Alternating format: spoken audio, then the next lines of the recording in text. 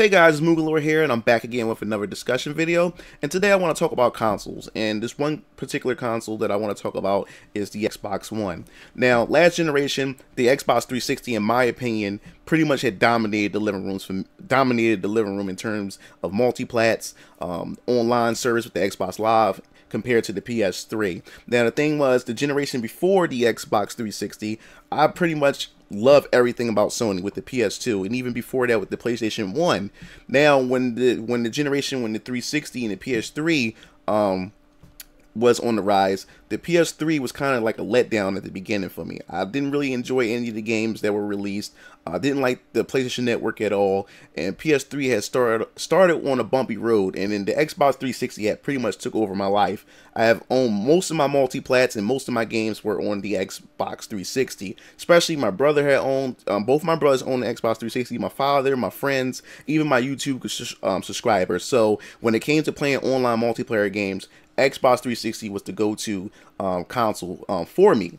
So now I figured that Microsoft would pretty much carry that same method, that successful method to me that they had, and carry it over to the Xbox One. But it seemed like it had been reversed. Sony had learned with the PlayStation 3, and near the end of the PlayStation 3 life, they began to, they began to shape up their console a bit more with as far as their games, their online service and everything like that. And they applied what they learned from the PS3, and then they carried over with the PlayStation 4. And you could tell that it really worked for them is because the PS4 is just kicking ass right now compared to its competition. It's really kicking ass, and PS4 has a shit ton of exclusives, especially JRPGs. I love JRPGs, and they just have so much going for them. And even with their PlayStation Network is not bad at all as well. So it seemed like everything that Microsoft had that people would use as an argument to say that the console was better, Sony had pretty much rectified the situation, and now multi-plats and online subscription is not even a valid argument, as much of a valid argument anymore. It's in terms of that is concerned when you comparing the two consoles or whatever like that. So now my brothers, my friends from my social circle, and everybody I know, even on YouTube, owns a PS4. So when I purchase a PS4, I do most of my YouTube content using the PS4, especially when I do my online gatherings. So now I'm saying to myself, I have yet to buy an Xbox. And this is quite disappointing because normally every generation I have owned all the consoles for that generation. And because I like variety in my life as far as, especially being a gamer. But I've yet to buy Xbox One, and I'm saying to myself, what is that definitive game? When will that definitive game for me will be released by Microsoft, or will only come to Microsoft, that would get me to go out and buy an Xbox One? So I sat back and I waited, because eventually Microsoft and Sony announced their, I guess you could say, midterm generation upgrade, which is the XBOX Scorpio and the PlayStation 4 Pro. Now, it caught me by surprise, because I was going to eventually say, you know what, I have money to burn, let me just go out and buy Xbox One. But when they announced that they would come out with the Xbox Scorpio, which is supposed to be much more powerful than the Xbox One, I'm gonna say, you know what, I'm gonna sit back and wait on this first, and then go get the Xbox Scorpio. So as time went along, I'm saying to myself, even is the Xbox Scorpio, is that even worth my time purchasing? Because I was like, if I get the Xbox Scorpio, what games will be available, or what games will catch my attention to make me want to go out and play on the Xbox One? Right now, the PlayStation 4 at the moment, Pro at the moment, I guess you could say not a lot of people went out and bought the PlayStation 4 Pro, because there's really no real incentive to go out and buy one unless you don't have a PlayStation Pro, or unless you're a content creator and want to provide the best content for your subscribers and your viewers. Then you would go out and buy a PlayStation 4 Pro. But with the Xbox One, I have yet to see any games that impress me. I thought that Titanfall, the original one, which was an Xbox One exclusive, I thought that would be the game that was going to pull me in.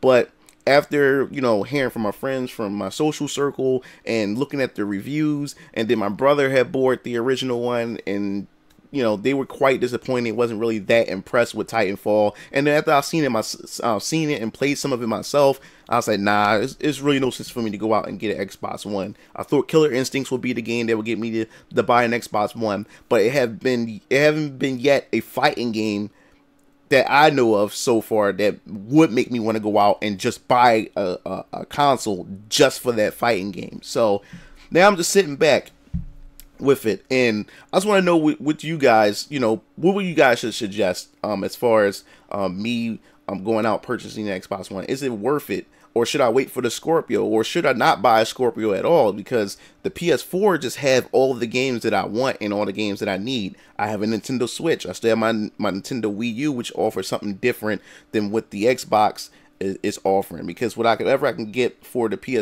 for the Xbox One, I can just grab for my PS4 unless it's an exclusive. So that really has me just wondering, like, is it just worth getting? Now, along that topic, revolving around the Xbox One, I want to talk about the midterm consoles. I call them midterm because they're in the midterm of the this console generation's lifespan. I want to talk about the Xbox Scorpio and the PS4 Pro. Like, is this the direction we're going to be going as far as consoles? Will we every generation will we get consoles in the midlife of that console lifespan? Like, because the Xbox Scorpio, to me, and from the specs and what everybody's been saying, the Xbox One Scorpio is pretty much like a next gen console, because the power of this console is much more ahead of what the Xbox One was in terms of power, and it's supposed to blow out the PS4 Pro in terms of power as well. So is it worth it? Because as far as I'm concerned, the Xbox One and the Xbox One Scorpio and the PS4 Pro, if once everyone get enough of these consoles in their households, I can see Microsoft and Sony pretty much ditching these the original consoles. I guess you could say the vanilla version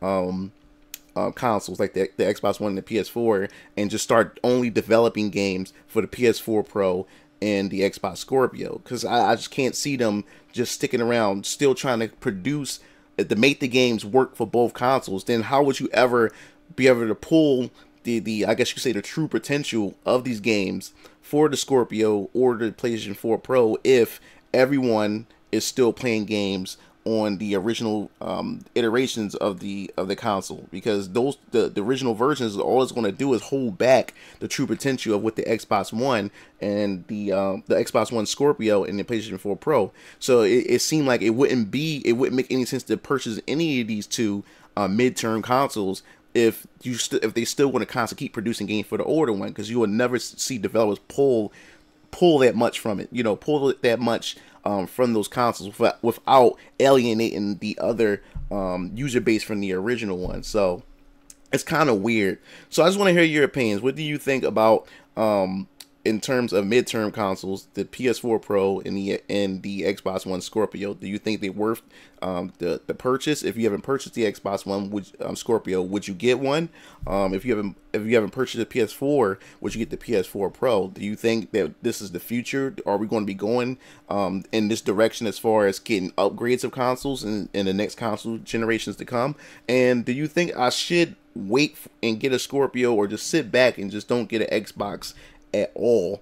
And as far as preferences and stuff is concerned. So that pretty much wraps everything up with this discussion. And if you like this, make sure you leave a comment in the comment section below. If you have a topic you'd like for me to discuss, also leave that in the comment section below.